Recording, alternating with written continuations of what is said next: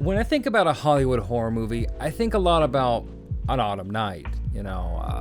Cool breeze, a cloudy night with the feeling of rain just about to come for the most dramatic moments. And when I think about Japanese horror, I typically think about bright sunny days with cicadas chirping all over, leading to sticky, humid nights and old-style Japanese homes, typically in the countryside. I think about the creeping nature of those type of horrors, the supernatural forces that you have no ability to control, lurking just outside of your vision or just beyond where the light is. I think about shows like Higurashi or Summertime Rendering, or our topic for today, The Summer Hikaru Died. The Summer Hikaru Died isn't what I would call a terrifying anime. It's not one that's waiting to jump scare you at any moment, not that it doesn't have its scares. But it's one more about an existential horror, a horror that you can't really imagine how you would deal with unless you were put in its place. The story centers on Yoshiki, a high school boy living in a dying and isolated rural community. It's so isolated that he's basically only ever had one true friend, one friend who's been with him since the beginning, and that's Hikaru Endo. Now, him and Hikaru have been friends for as long as each other can remember. They've always been close together. Their parents were close friends, and they're basically the only boys their age in their town at all. They have a high school that they go to with other kids, but they travel quite far away for that, and that's involving a lot more other towns. It's a rural community. So where they grew up specifically, they've only really had each other. Now, as you may be able to tell from the title of the show, The Summer Hikaru Dies, Hikaru is actually dead from the beginning of the show. Actually, he dies 6 months before the show even takes place. This is addressed in the first scene of the show, where Yoshiki has to have an uncomfortable conversation where he confronts the Hikaru that's sitting next to him as not the Hikaru that he knew growing up. You see, 6 months ago, Hikaru went into the mountains and went missing for an entire week. And when he came back, he was different. The same, for the most part. Most people, you couldn't really tell that anything was wrong. He had the same memories, the same personality for the most part. And nothing really seemed that far off if you didn't know him that well. But Yoshiki is his best friend, and he knows the Hikaru that he grew up with is not the Hikaru that's sitting beside him. And this realization leads to our entire story, because after Yoshiki reveals that he knows this, Hikaru has to resist the urge to kill him immediately. This Hikaru doesn't, though, because he spent 6 months with Yoshiki, being his best friend, and also his body still retains the memories of the Hikaru that Yoshiki knew. All those strong feelings and memories of their childhood where they have grown and been together for years and years. But again, this Hikaru is not that Hikaru. This Hikaru is some entity that found Hikaru's dying body in the mountain and took it over right when he was dying, inhabiting it and controlling it for his own purposes. Anyway, this gets to our main point of the story, which is Yoshiki dealing with the fact that there's nothing he's really gonna do about this.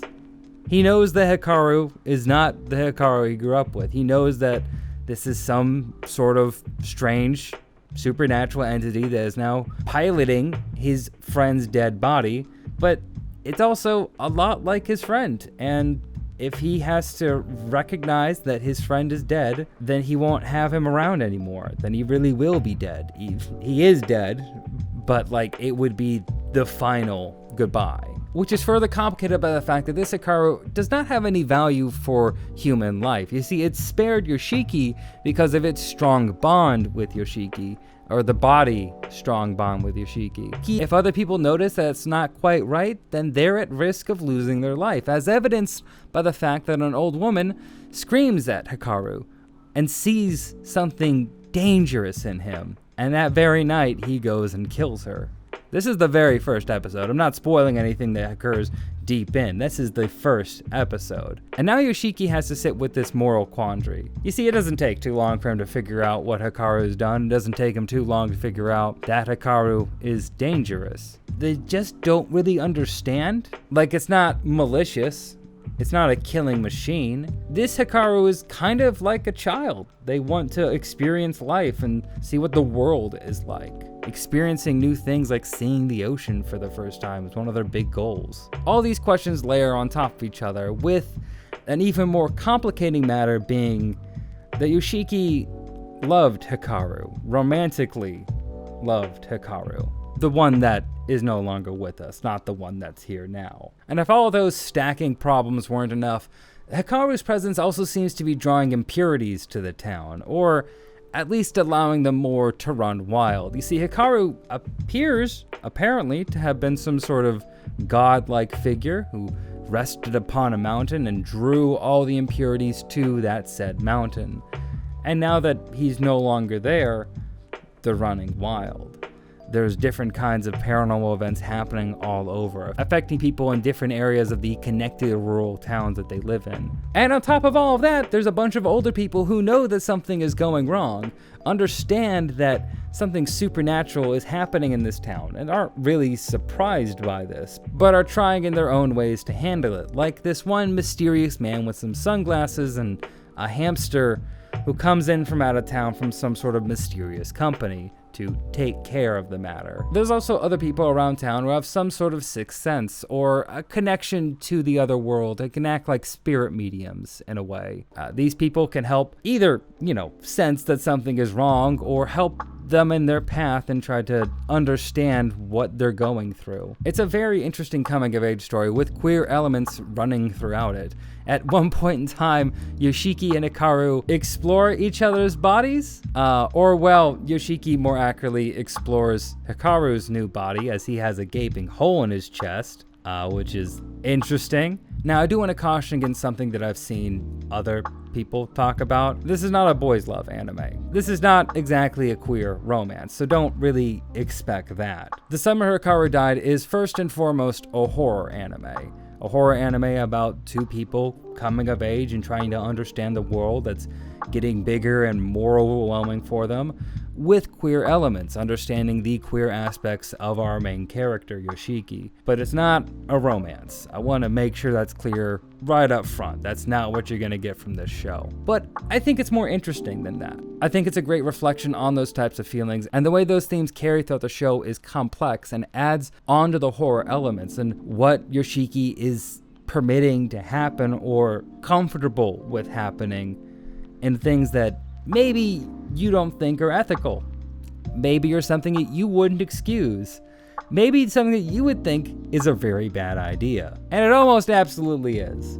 But feelings are complicated, and that's the crux of this show. It's something I really appreciate about it. But what I also really appreciate is the direction. This is an incredibly well-directed and well-animated production by Cygames Pictures. Now, Cygames Pictures isn't a studio I've heard a whole lot about, but they've done some pretty good work with Apocalypse Hotel earlier this year. There's a lot of hype around that one. Umamusume, so if you're into the horse girls, they did that. They're also the studio responsible for Brave Bang Bravern, which is a mecha anime from last year that I absolutely love. That also had a lot of queer themes in it now that I'm thinking about it, so that's pretty cool. The point is this is a really solid production. I especially love the OP. It has a lot of spooky vibes to it, especially in its visuals, but I also feel like it has a lot more upbeat moments to it that make you understand that this show is not going to be all horror. It's a mix. It's a coming of age story, so it's not just horror. It's a lot of horror, but it's not just horror. If you want to get a vibe for this whole show, I do recommend checking out the OP. You'll get it in like a minute and 29 seconds. It's a very solid opening. But I appreciate how this show has such a great balance between horror, some comedy, some lighthearted elements, and that coming-of-age narrative. And a lot of family drama, too. You have Yoshiki's drama that he has to deal with his own family that is going through a lot that hasn't fully been uncovered. You're dealing and diving into it as you go, which is something that I really appreciate, kind of just being thrown into their story and not getting a narrative dump about why everything is the way that it is, why his mother and his father don't quite connect, why his little sister is always staying home and not going to school. These different kinds of narrative elements are there, and they're not fully addressed. There's going to be another season. I'm going to spoil that right now. But there's something that you're building on. and understanding Yoshiki's complicated home life as well as Hikaru's. Hikaru's father isn't around anymore. He passed away in an apparent accident a few years ago before the series began. And because he isn't around, Hikaru has had to take up a lot of the responsibility of the Endo family. And that responsibility is more than you might expect. I'm not really going to discuss it here because I don't think it's necessary for this review, but I do love that this story also has this element of family drama, of this type of trauma being passed on from father to son on both sides, on Yoshiki's and Hikaru's, that you're not really going to get immediately, but as you go on, you'll see what I mean. There's also this weight of the entire village, this small insular village, the historic traumas and paranormal events that have plagued this area for generations and generations. It's genuinely very exciting to go through. It's a mystery show on top of everything. Yoshiki is uncovering things with what would normally be the villain, right? In most series like this, Hikaru would be the villain because they're this paranormal force. They killed somebody. They feel like they're an entity of evil or something unknown, but they also are working with Yoshiki to try to uncover what's going on, to try to understand themselves, because they don't really know what they are. You don't have this straight up conflict between the two forces trying to, rid Hikaru's body of this. There's nothing to do about that. Hikaru is dead. If this entity that's inside of him went away, then Hikaru's body would just return to being a corpse. So Yoshiki is working with it, becoming friends with it, understanding the world through its eyes as well. And this whole plot actually kind of reminds me of another show I did a video on called Summertime Rendering. I mentioned it a little earlier in this video. But Summertime Rendering also features a character that is a part of an entity of shapeshifters, shape-shifting into a childhood friend of the main character, and then working with the main character to try to resolve the main conflict. Now, in that show, it's more of a straightforward, there is a bad guy and we have to beat them to undo everything and put things right in the world. But in The Summer Hikaru Died, there's not anything really like that. There's no ticking clock, there's no bad guy to beat, there's no climactic force that's coming up together. There's just some people trying to understand the world they're in and the ways to make it better. And the story doesn't need that because the mystery keeps you going. Why Hikaru is the way that he is, or the drama of these two characters growing and understanding what their lives are. All that stuff keeps you engaged with this story. It doesn't need to have some big climactic battle that we're coming up on or some sort of fight scene that you need to build to. Feels like it respects your time and your attention and is trying to do something deeper, trying to understand these kind of horrors and the ways you can understand the ununderstandable. I love this show and I highly recommend you check it out. And it's the perfect month to check it out. It's October. This is the month to be watching spooky things. And as I said before, it's not the most scary anime. It's not something that's going to try to terrify you, but it is horrifying. It is absolutely horrifying. In the best way, in my opinion. It makes you think.